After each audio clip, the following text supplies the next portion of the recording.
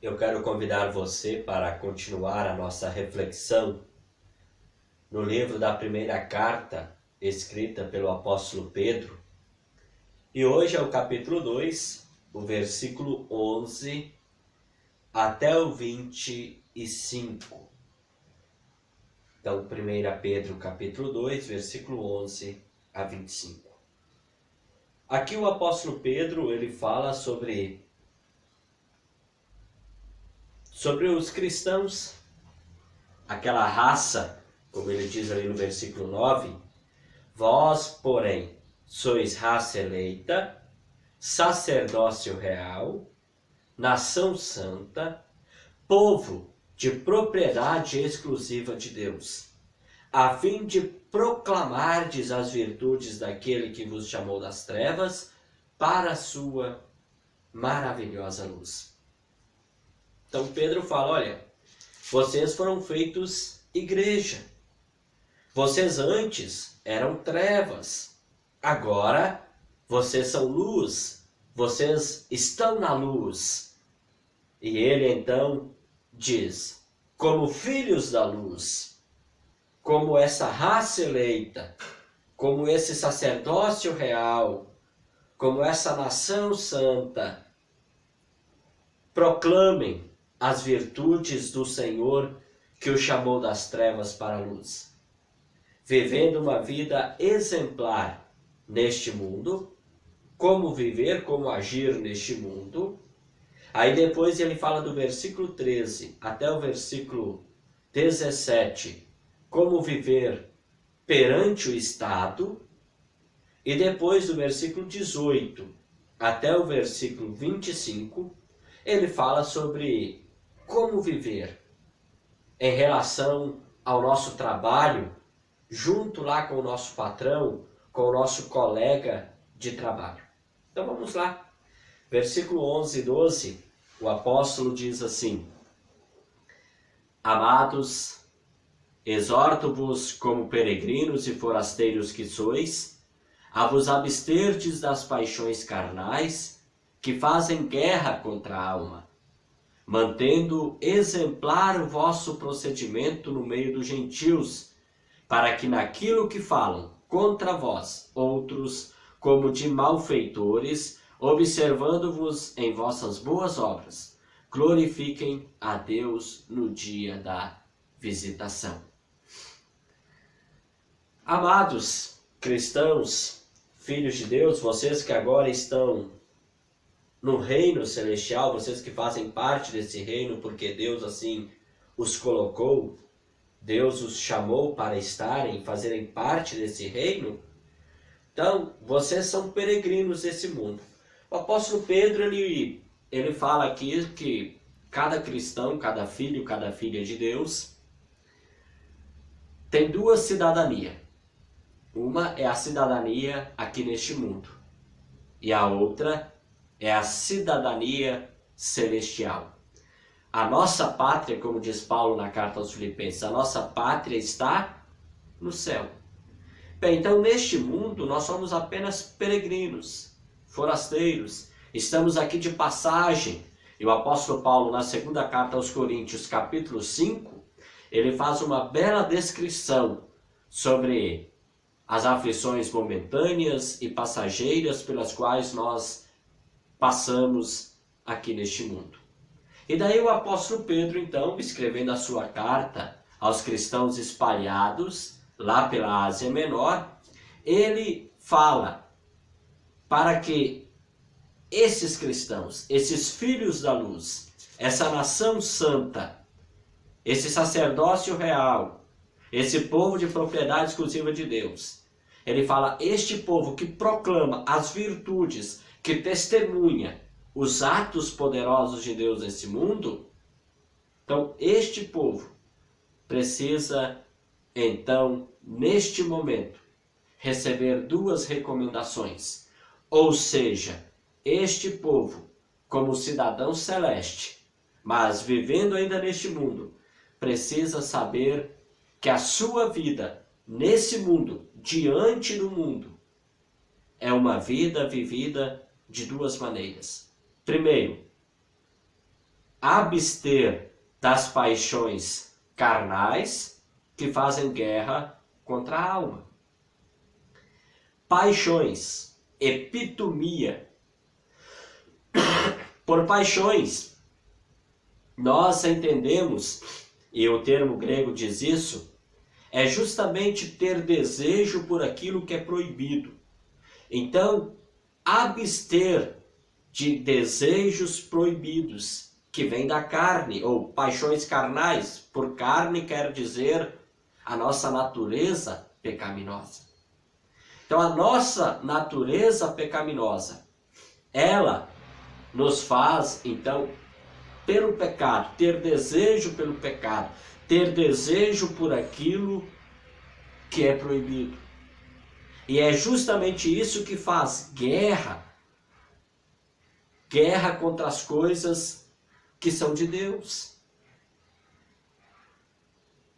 As paixões carnais, elas fazem parte deste mundo. E elas estão enganjadas contra a nossa alma. As paixões carnais, a nossa natureza pecaminosa, é como um comandante que lidera soldados de uma batalha. Então, por causa da nossa natureza pecaminosa, nós então estamos numa batalha. E é uma batalha que a nossa natureza comanda ou nos impulsiona para justamente buscar as coisas que são proibidas. E isto, claro, representa um grande perigo para nós que somos filhos e filhas de Deus. Ao mesmo tempo, o apóstolo Pedro também diz: mantendo exemplar o vosso procedimento no meio dos gentios. Aqui nós temos uma recomendação evangelística. Precisamos lembrar que o mundo daquela época, o mundo para o qual o apóstolo Paulo envia esta carta, para os cristãos que estão no mundo, o mundo que os cristãos estavam naquela época era um mundo mergulhado no paganismo. Era um mundo em que havia muitas religiões. A filosofia corrente daquela época era justamente a filosofia neoplatônica. Eles rejeitavam o mal. A cultura daquela época, a cultura dominante, era a cultura romana. E na cultura romana imperava a força e também a dominação. Aqueles cristãos que na verdade eram a minoria, eles eram estranhos dentro daquela realidade. Eles eram os diferentes dentro daquela realidade. Os cristãos eram vistos como estranhos. Os cristãos eram vistos como os diferentes. E Pedro está dizendo: olha, é por este procedimento cristão de vocês, abstendo das paixões carnais e também mantendo exemplar o vosso procedimento, é por causa disso que muitos gentios, eles vão observar as vossas boas obras, que procedem da fé, e assim vão glorificar a Deus no dia da visitação. Os cristãos, eles eram odiados por boa parte da população. Por quê? Porque muitos tinham nos cristãos pessoas insubordinadas. Ou seja, os cristãos, eles tratavam Jesus como Senhor, Kyrios. E este mesmo termo era também usado pelos pagãos para se referir ao imperador. Então, chamando Jesus de Kyrios, muitos tinham nos cristãos pessoas insubordinadas. Muitos também tinham nos cristãos como pessoas canibais por causa da Santa Ceia. E por causa desses e tantos outros motivos, os cristãos, eles passaram a ser odiados pelas pessoas. Mas neste mundo cercado por uma cultura anti-Deus, é que os cristãos estavam sendo chamados a justamente se abster das paixões carnais e também manter exemplar o procedimento deles. É interessante que entre o ano 98 e 117 depois de Cristo, Plínio, que era governador da Bitínia, ele escreveu uma carta para Trajano, que era imperador de Roma. Plínio, ele não entendia o porquê Trajano estava então impondo tamanha perseguição para os cristãos. Aí ele escreve uma carta para Trajano e ele diz: olha, eu coloquei espiões no meio dos cristãos. Muitos desses espiões até foram batizados. E eles observaram que esses cristãos, eles se reúnem todos os domingos pela manhã, cantam hinos a Cristo, a quem eles consideram Senhor e Deus.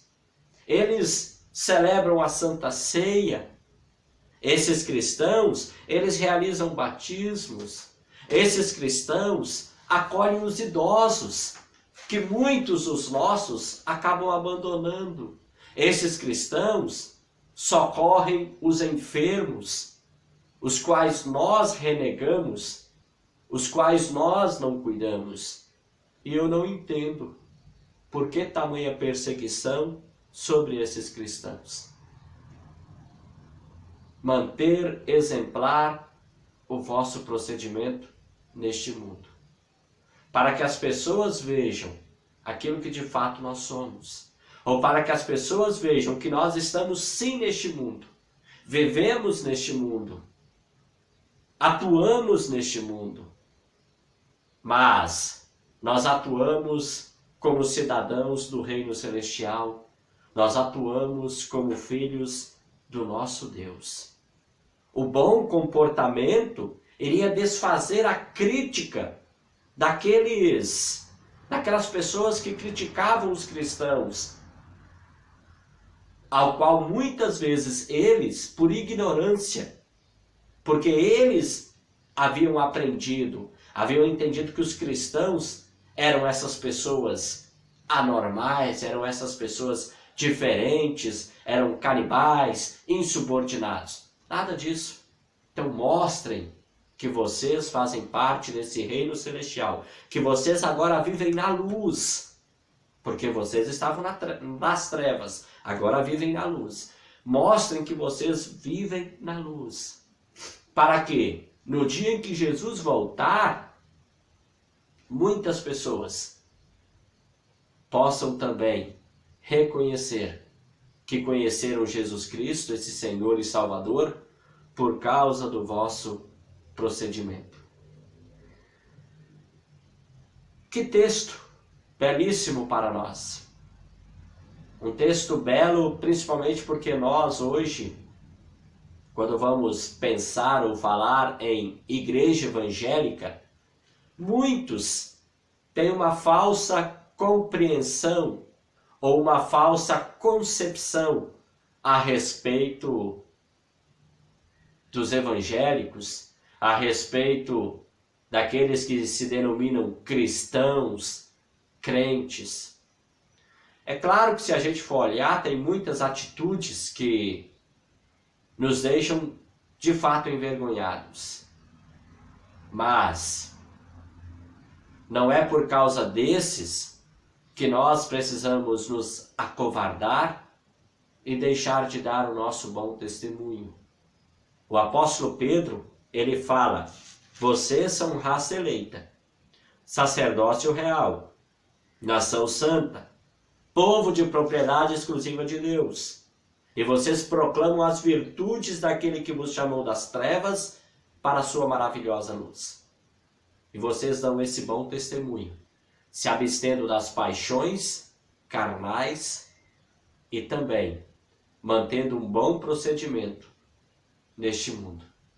Se nós vivemos num mundo que vive uma verdadeira crise de conduta, o cristão é convidado, o cristão é chamado a viver uma conduta cristã neste mundo, para que o mundo veja que o único jeito de uma melhor conduta é uma conduta com Cristo, em Cristo.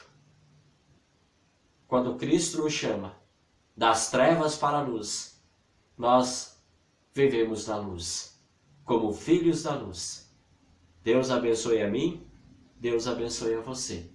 E em outro momento eu quero dizer para você sobre a nossa conduta cristã diante do Estado, diante das nossas autoridades. Deus os abençoe. Amém.